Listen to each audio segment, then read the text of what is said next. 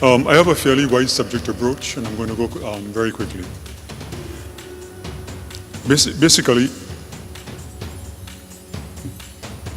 I'm going to put the emphasis on an initiative which is underway at the moment to make the Caribbean community more efficient, to make it more effective in what it does to improve our social and economic development. In a word, making the community more resilient in the future. In 2012, heads took a decision. It was necessary, and I quote, it was necessary to re-examine the future direction of the community, to look at the arrangements for carrying it forward, which would include the role and function of the Secretariat. In response to this decision, the community embarked on a reform process with two major outcomes. A more focused, effective, and impactful community guided by a 5-year community strategic plan and a transformed Secretariat. When we speak of a strategic plan, very often we think that it affects only the CARICOM Secretariat. No. It's both the community, meaning the member states, how they function, how they operate, as well as the Secretariat. Far more work has been done to date with regard to the Secretariat, but the work has started with regard to member states. For example, on the CARICOM community side, a lot of work has been done to improve how it functions, to put a greater emphasis on analysis, evaluation. We put in place, for example, a strategic management unit. We put in place a risk assessment unit. We've done a lot of work with regard to results-based management. These are not easy things. And these are some of the mechanisms that have been put in place, which also need to be put in place with regard to the community. Over the past few months, we've had teams from the Secretariat visiting each member state and associate members, putting across the objective, which is that we both need to work together, we need to collaborate, we need to do things in the same way. So that at the same time as we're trying to bring up, as I said, the effectiveness and efficiency of the Secretariat, we are also trying to bring up the effectiveness of the operations of member states. It's a huge endeavor. It's going to take some time. We're almost at the end of the first 5 years, but it's quite clear that this is going to continue. I'll simply say that coming out of the analysis that was done by a change management team, they came up with a number of strategic priorities. The need to enhance economic resilience, to enhance social resilience, enhance environmental resilience, and also technological resilience. But they also thought it was important to strengthen the CARICOM identity and the spirit of community, strengthen community governance, and to coordinate foreign policy. Let me therefore skip across the foreign policy, as my time is very short. Foreign policy coordination, obviously, is one of the major objectives of the revised Treaty of Chaguaramas, which is the founding document of the Caribbean community. Very often, we try to separate what we call functional cooperation and foreign policy coordination. But in essence, they have at the base the same thing, which is coordinating national policies. One has to do with coordinating our engagement with the external world, foreign policy. The other one has to do with coordinating policies having to do with health, education, disaster management, and so on. And those we tend to call functional cooperation. We tend to see them in silos. Functional cooperation is one thing. Foreign policy coordination is something different. No.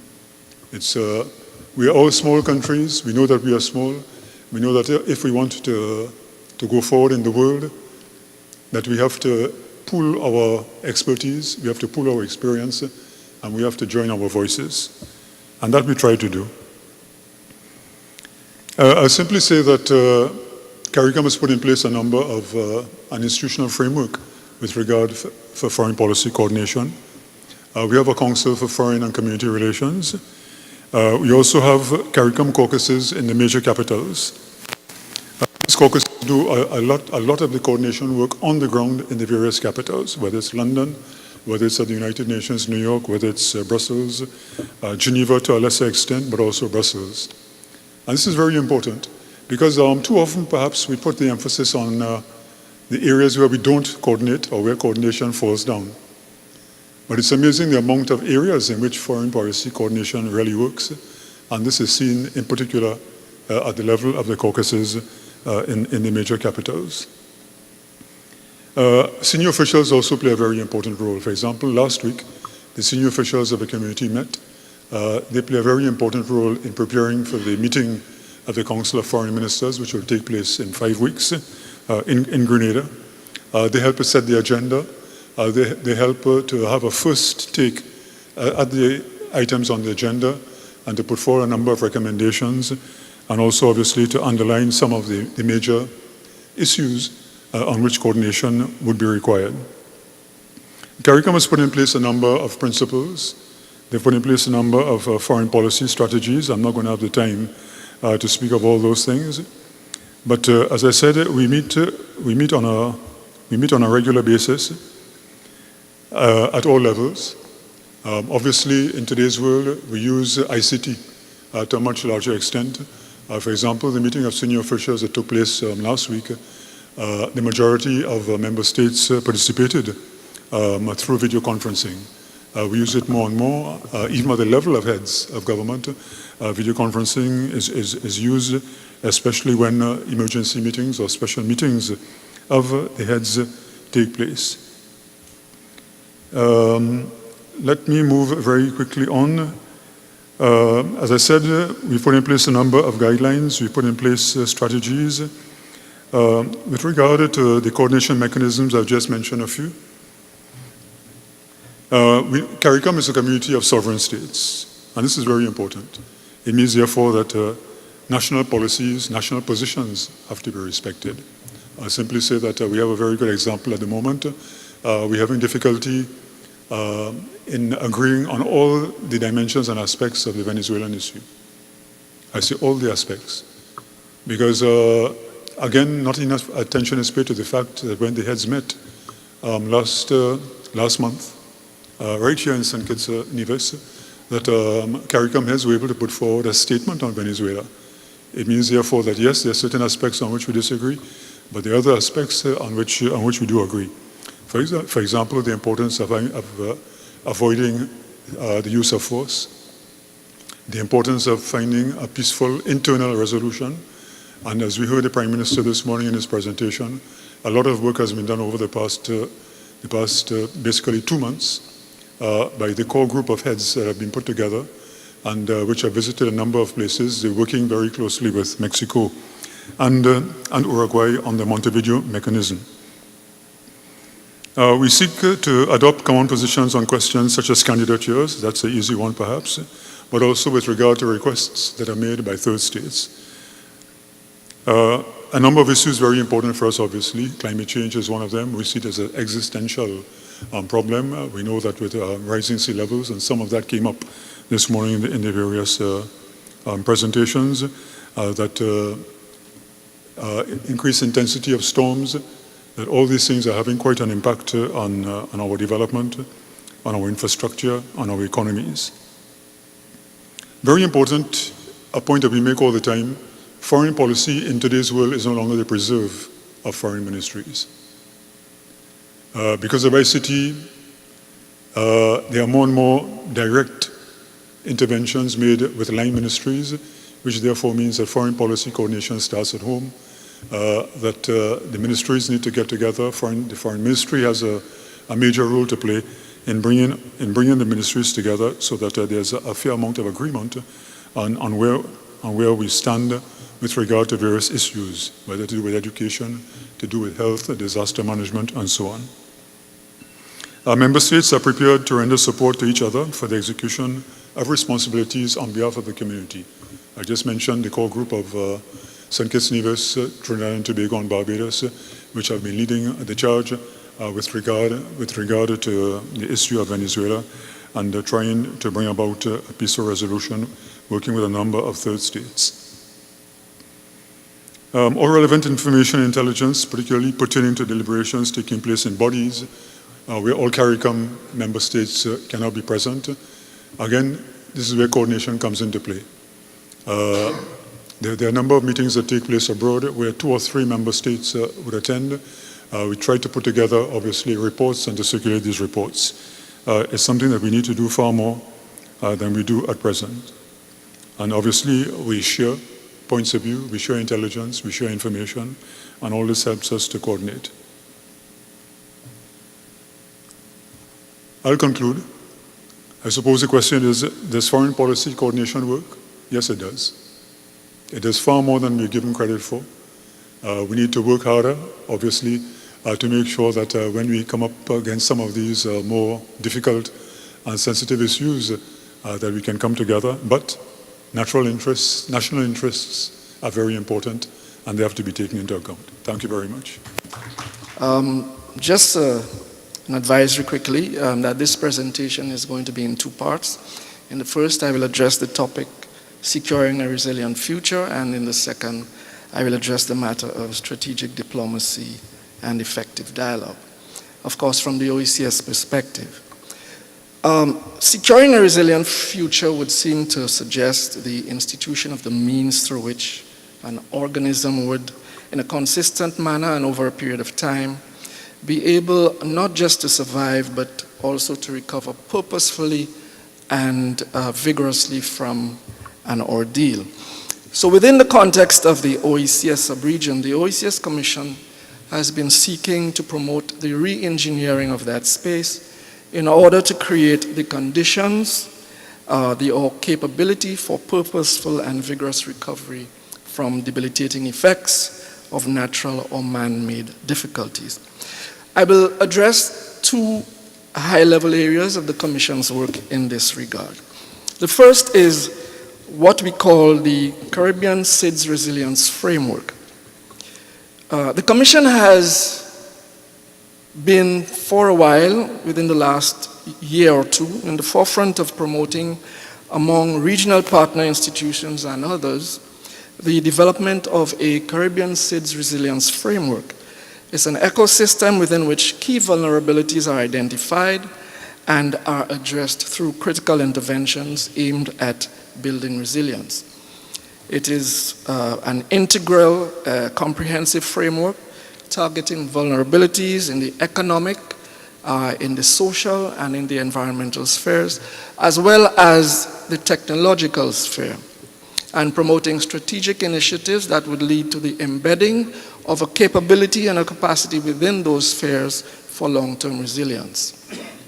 And so the Caribbean SIDS Resilience Framework seeks to inject within the DNA of the subregion a capacity for economic, social, environmental, and technological resilience. On the economic sphere, the strategic initiatives aim at effective management of external shocks and structural vulnerabilities, sustainable management of debt, purposeful development of the new economies, that is the blue and the green economy, purposeful maintenance of monetary stability, and the development and strengthening of financial markets.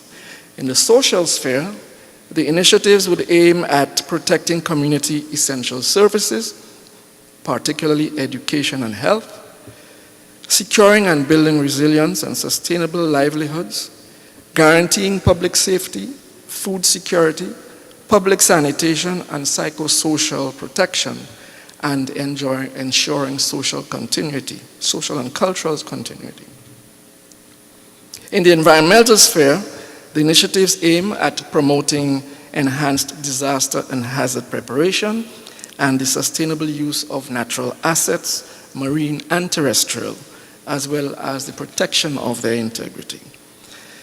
The thread running through all of this is the technological, and our conclusion is that given the enabling power of technology, interventions aimed at ensuring technological continuity are absolutely critical elements of the strategy for building resilience.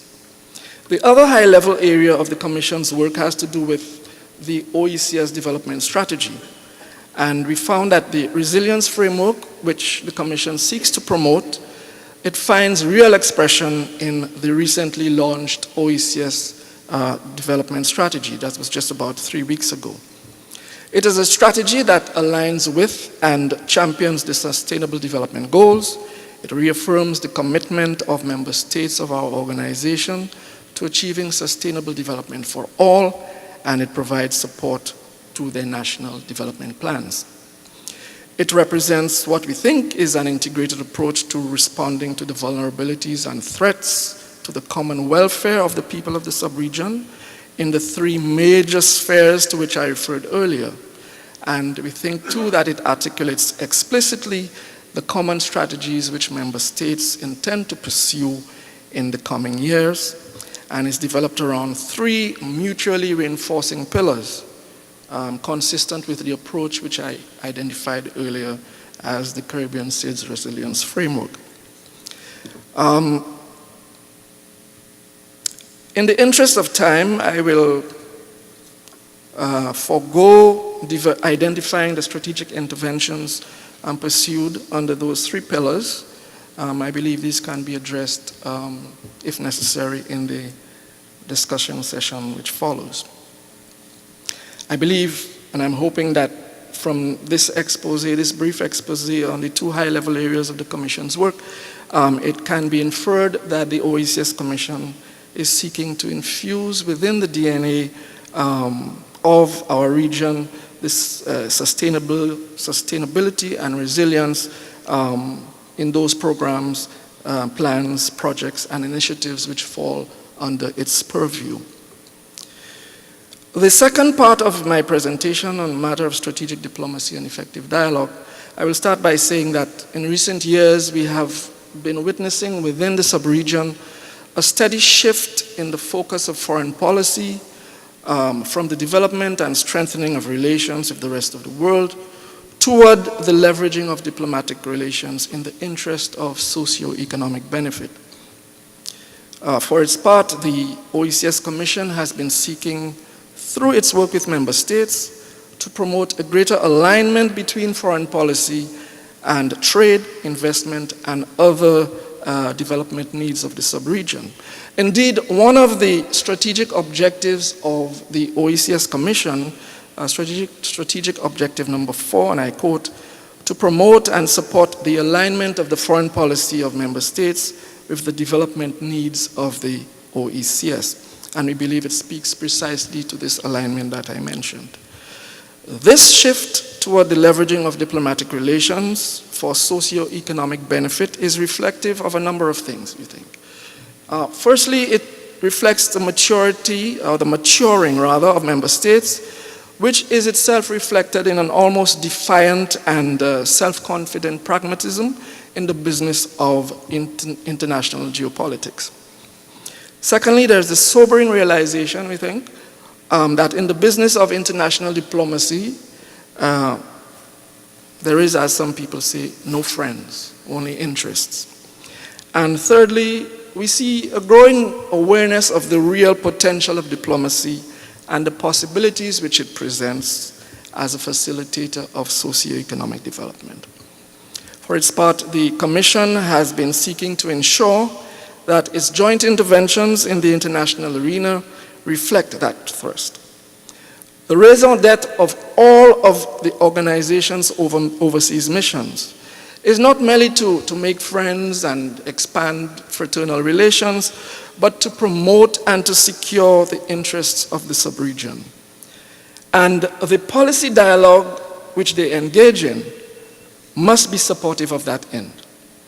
To be effective, this dialogue must of necessity address issues of fundamental import to the region's development, such as the significance of vulnerability in the development equation, the inappropriateness of economic indicators such as GDP per capita in the determination of levels of development, and the debilitating effects of economic graduation, to name a few. Within the last few months, the authority has reached agreement on what we refer to as the Africa strategy. Now, this is one strategy among a number of regional and international strategies. Our heads of government, or the heads of government of our 6 independent states, have painstakingly designed a strategy that is, like most things OECS, homegrown and fit for purpose. The strategy involves the identification of certain capitals on the African continent on the basis of certain considerations, including international geopolitics, economic and investment potential, cultural affinity, etc. And these capitals will serve as primary hubs for the organization's joint diplomatic thrust in Africa.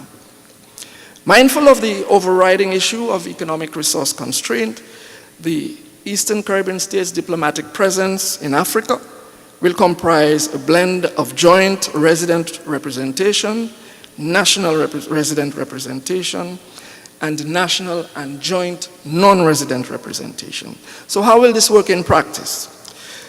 Well, the joint resident representation will continue to be the flagship of the sub-region's thrust.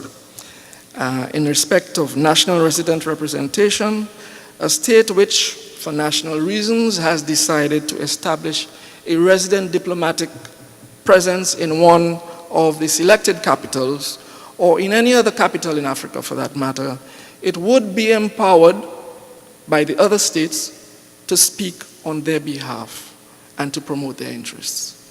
And the same system will apply for non-resident representation, where a non-resident ambassador of one state would be empowered to represent others in the country where he or she is accredited.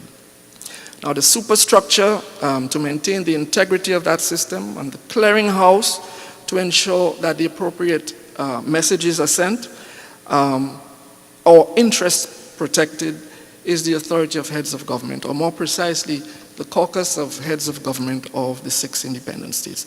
I'm very happy to let you know, colleagues, that in the coming weeks, the first phase of the Africa strategy will be rolled out with the operationalization of the Eastern Caribbean states' embassies in Morocco, and this should be followed shortly thereafter by announcements regarding other countries and capitals in Africa. Colleagues, it's my hope that in the short space of time that I have been given, I have done some justice to the topics that I have been asked to speak on, and I look forward to your comments, questions. Thank you. So I will be speaking from the perspective of development finance issues and pretty much all the issues that we deal with in Brussels with the EU and the OECD. So, this is quick. Where am I? Okay, so I wanted to give you a quick summary at the very start of the issues that I wanted to address, just in case my timer goes off or I get that sheet of paper from the back. So, I want to tell you about a shift in the global development finance framework, which is affecting Caribbean countries like St. Kitts and Nevis, like the OECS, countries that are considered upper middle income and high income countries.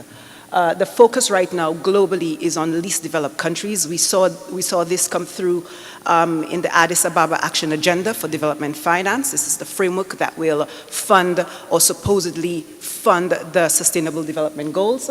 And the focus will be on least developed countries and middle income countries and high income countries, such as the OECS, CARICOM, St. Kitts and Nevis, will be asked to mobilize domestic resources to fund their own development and also partner with the private sector to do that. So we are no longer considered high risk in terms of high need, and so less focus on ODA, less focus on concessional financing. We also, from where we are perched in Brussels, have observed that infrastructure, not trade, is the new vector for global growth. And then we need to see how the Caribbean is actually situated within that framework and whether we can actually be part of the contributors to global growth like we were 200 years ago, but I don't think so. I think the evidence is empirically telling us that times have changed. I want to also point out to you the complexities of the Caribbean economic profile. This should be acknowledged because in our work in Brussels, we've identified the Caribbean region as outliers to that traditional framework where middle-income countries or upper middle-income countries are graduated into the high-income tier and are considered rich or wealthy or able to fend for themselves. So what I want to argue, and I think a lot of other speakers have mentioned this, is that we have vulnerabilities, climate, exogenous shocks, economic shocks, that actually make us outliers to that equation. When you think that countries like St. Kitts are considered high income, and then you have countries like India and China that we are told will graduate to middle income, upper middle income, or high income by 2040. I think maybe ça va pas. It doesn't really compute. And lastly, I will speak to how the Caribbean countries and OECS can successfully function in this framework. I actually think they cannot function successfully in the Addis Ababa Action Agenda framework the way it is set out, because we don't fit the mold in terms of traditionally what a large middle income or high income country would be able to access in that framework. And of course, the idea that we are moved to a state where we're being asked to partner with the private sector, how can we make ourselves attractive to the private sector? If you think of growth through infrastructure financing, for example, how can we as a region be attractive when we have annual hurricanes? How can we be attractive when the region is blacklisted for various things, whether it's tax or anti-money laundering or other things that damage the reputation of the region? If you were a private investor from any of your countries, what would be the reason that you would continue to come to a region such as the Caribbean that is labeled blacklisted, or where your infrastructure could possibly be destroyed before construction is finished? How can we attract you? So I think these are some of the key challenges that our region is facing. Now, I will speak quickly to the global triggers that have led to this new framework. We know of the global economic and financial crises. We know of the failure of the MDGs, and therefore the focus is pretty much on Africa, emerging Asia, where the needs are greater, and of course the SDGs 2030, where the goal is that well, pretty much all countries of the world have indicators in there to achieve, and the concept of the global infrastructure deficit, as well as the financing gap for infrastructure, and of course the financing gap, where we've seen analysis from the G20 and from the IMF, the OECD, that says pretty much all the ODA combined, as well as the money at MDBs, multilateral development banks, and national governments combined, are insufficient to meet the needs that we have identified in the Sustainable Development Goals. So if you are a Caribbean high-income country or a Caribbean upper-middle-income country, such as you find in St. Kitts and in the OECS and in St. Kitts in particular, how do you make yourself attractive to being assisted and supported to achieve the remaining Sustainable Development Goals that you have, when the focus is going to be on countries that are considered to be really poor? I think that is going to be a challenge for us. And I think one of the key issues that we're going to face is that, given that we do not consider that the measure used by the OECD to graduate countries into the high income and upper middle income bracket is actually real and reflective of development, we consider that the development is fleeting. That with one hurricane in 6 hours, in 8 hours, in 12 hours overnight, your supposed high income status can be completely erased. But in the case, and we saw this, and I'll give you a practical example. We saw this in the case of Antigua and Barbuda, because they were supposed to be graduated to high income in October of 2017, and of course Hurricane Irma came and they completely erased a big percentage of their GDP. Luckily, the damage was to Bermuda and not to Antigua and Barbuda, and so there was able to be a good amount of recovery. And so, when we spoke with the OECD and we dialogued, we said, look, this graduation cannot continue in October 2017. The country was just destroyed. The region has been hit by 2 Category 5 hurricanes. And the answer the OECD gave us was that, okay, we won't graduate Antigua, but then we can't revert it to be a middle income. There's no precedent for that, and so it'll just be suspended until the next 3-year period, where we do another analysis and determine, well, yes, you are a high income, and you move on. So the question we asked, and we really had the hurricanes help us to demonstrate this case in development in transition, which is what we're calling it, to show how fleeting development is. And when you are small and when you are vulnerable, such as St. Kitts and Nevis, the OECS in the Caribbean, how can we reasonably use a measure such as GDP per capita to graduate you into an income bracket where you're considered no longer in need of concessional financing? I think it's one that we need to look at, and it speaks to a lot of resilience, because what happens, look at the case of Dominica with Hurricane Maria last year, 2017, what we found was that not only the progress was erased, but that you introduced, or the situation introduced, new types of poverty, new intergenerational poverty, because folks were not wealthy, and Dominica was considered, or is considered, upper middle income. There was not a huge amount of savings in the bank, so that if you lost your home or you lost your job, you were pretty much upper middle income because of your monthly earnings. And so you had a development, but it was not so profound that it could be unshaken. It was very fleeting, and so it's gone. And so issues on new types of poverty, new intergenerational poverty will come up, and that affects our resilience, obviously. Now, I think my hands are playing with this device, and I've been going forward, but I can certainly skip over this slide. But what I want to point out here is that, this data comes from CDB-ECLAC. We know that there's been a global tracking of development needs related to infrastructure. And why do I keep talking about infrastructure? I do that because infrastructure is considered the new vector for global economic growth. And what we've heard from the IMF, what we've heard from the World Bank, is that trade is maximized as a vector for global growth. And this is because of all the economic partnership agreements, the bilateral free trade agreements. So there's no more trade that's going to drive the global economy, not in the manner in which it has done so for the past 40 years. And the new vector is infrastructure financing. It is institutional investors as the private sector funding development initiatives through infrastructure in the world. And the Caribbean, obviously, we have needs. We have needs annually after storms. We have to build new infrastructure, and we have to maintain the old. But we do have a gap, and we need to think, where is that money going to come from, as well as how do we attract the private sector to continue to help us to invest in the new infrastructure that we will need, given our challenges right here. And I just wanted to sort of, voila.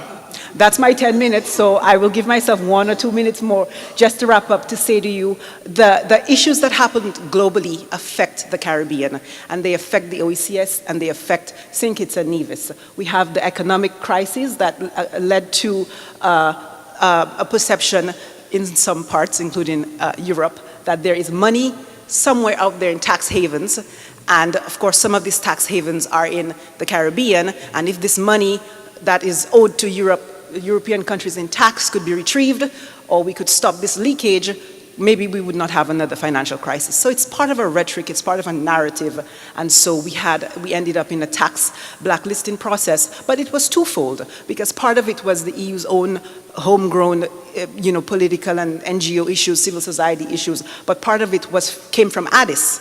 Addis says, and there are like, I think 15 paragraphs in Addis that deal with the mobilization of domestic resources through tax reform. You can read it yourself, it's there. And so that affected us, and now we're living an episode, right, of blacklisting and delisting, and we need to figure out how to deal with that. Then we have the global financing gap. Again, the focus will be on least developed countries, countries where people live on less than $4 a day, and that continues to impact us. And of course, the private sector as a development partner. The world has been getting ready at a policy level for the insertion of the private sector as a development partner for 20-something years. The first IMF papers I read go back to the year 2000 and prior, in terms of how to reshape a world where the private sector is a development partner.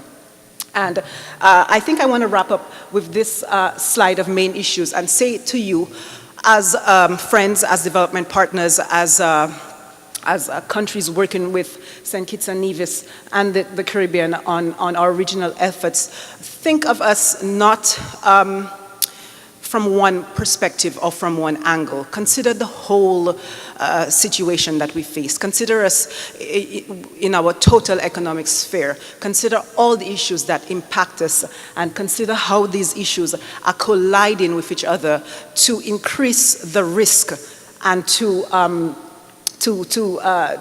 really damage our growth, our prospects for growth, and affect long-term resilience. Our region is very tiny. We have no economies of scale, and we say economies of scope because diversifying is a challenge.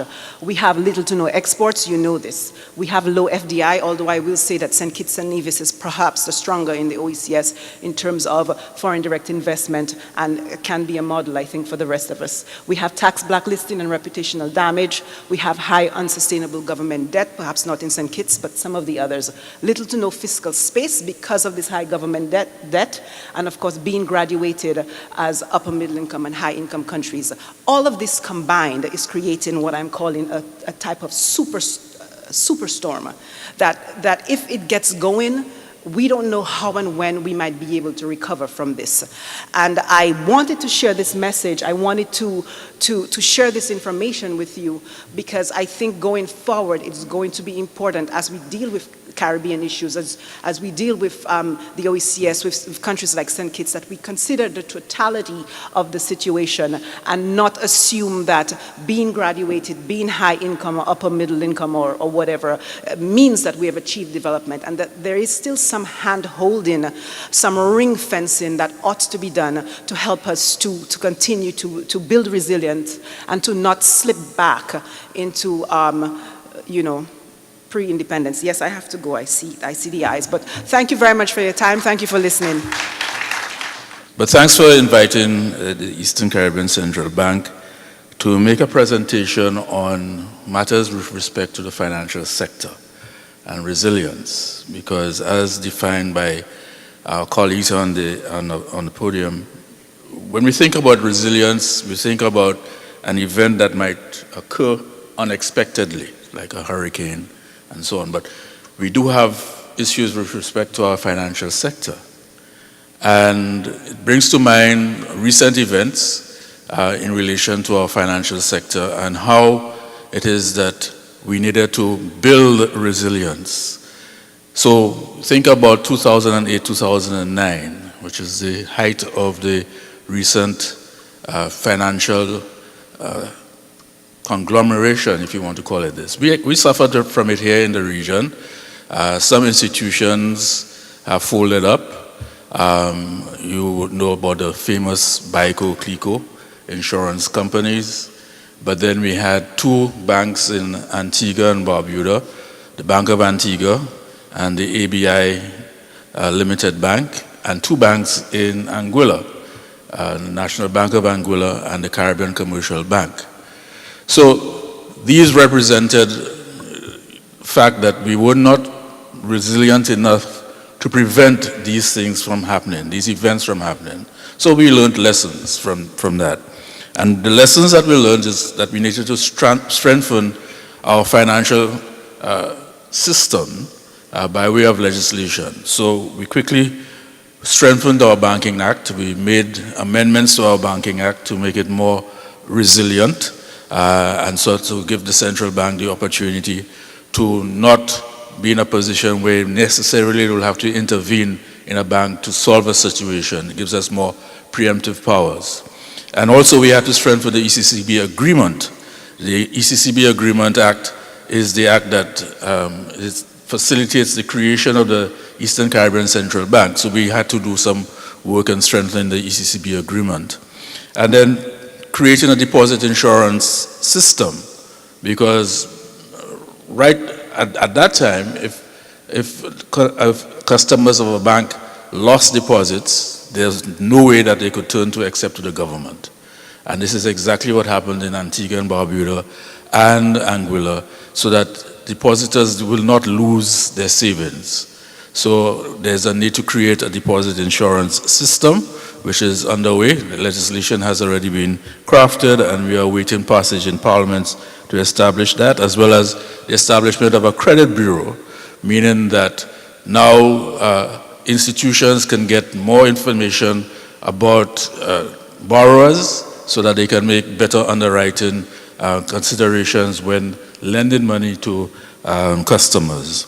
Then in the insurance industry, to talk about the uniform insurance legislation, which we are crafting, as well as regulations, and a uniform credit union legislation as well. So these are some of the tools from our experience that we saw we needed to strengthen in order to be more resilient.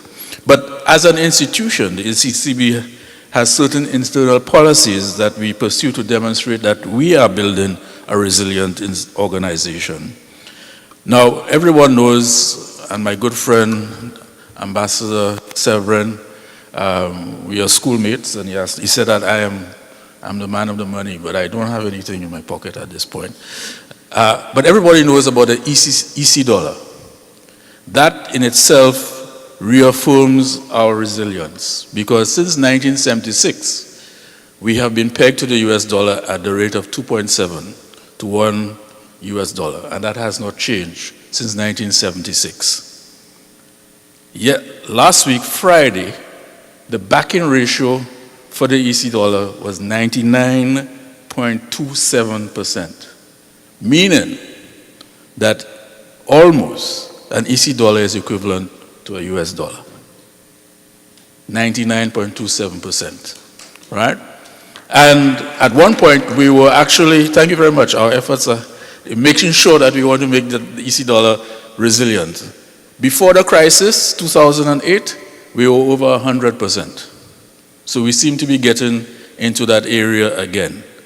Hopefully, that resilience effort that we are putting in place, and our colleagues spoke about, building structures to allow for the investment to spur ahead. That is what depends on the strength of our dollar, depends on that investment. Because what our concept is, the program is that whenever we earn foreign exchange, all 8 countries, we put it into a pool, and we invest. So in some cases, St. Lucia will earn more than Antigua and Barbuda in foreign currency, Grenada more than Dominica in some instances, but everything goes into a pool, and we invest it. And that is what gives the backing for the EC dollar. So this gives confidence in our currency and demonstrates its resilience. But there's more. We are thinking of hardening the payment system. What do I mean by that? So right now, we use a lot of currency, notes, and so on. What we're trying to do is to allow for the opportunity to use the payment system in a different way. So we introduced an automated payment system.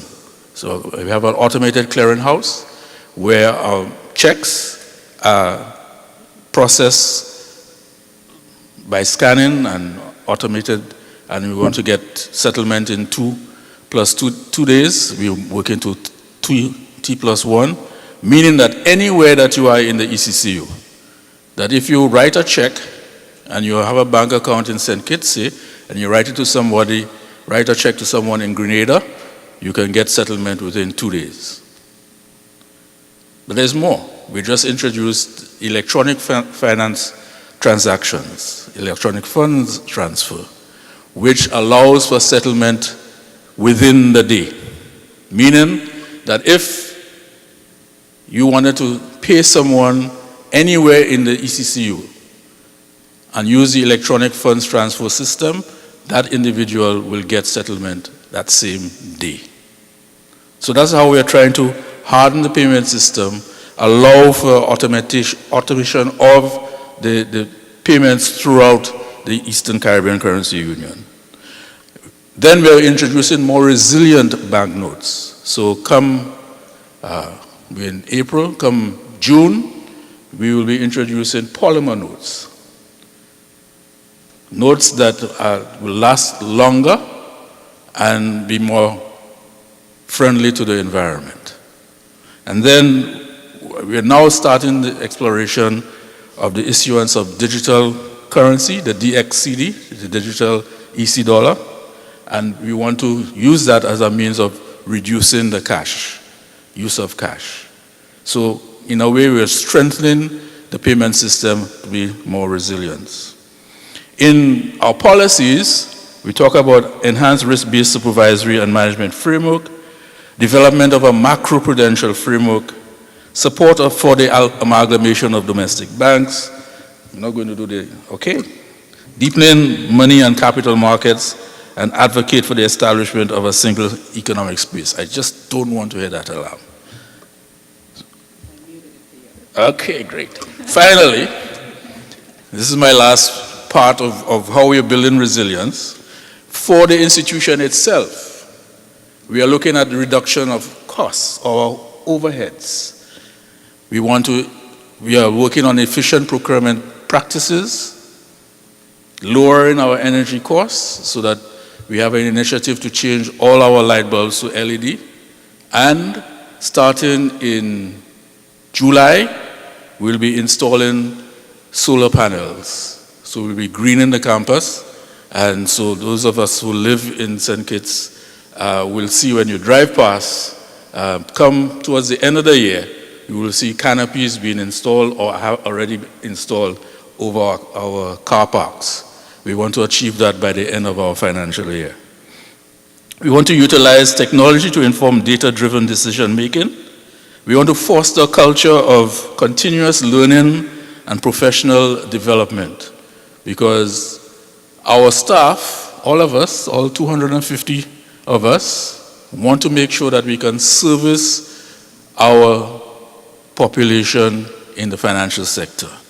There are 630,000 citizens that depend on us, and we want to make sure that we are professionally qualified to offer that service.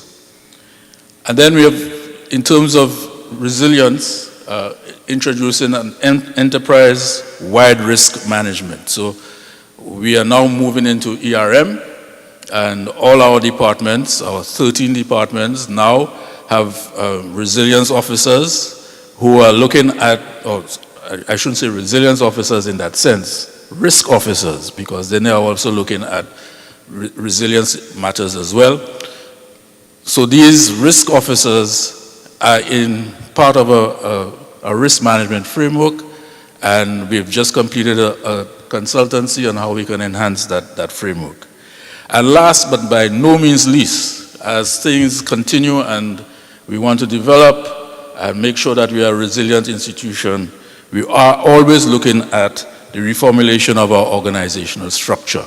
So recently, we hired the services of a chief director for policy, meaning that now our focus is how we can get more policy-oriented stuff done so as to serve our citizens.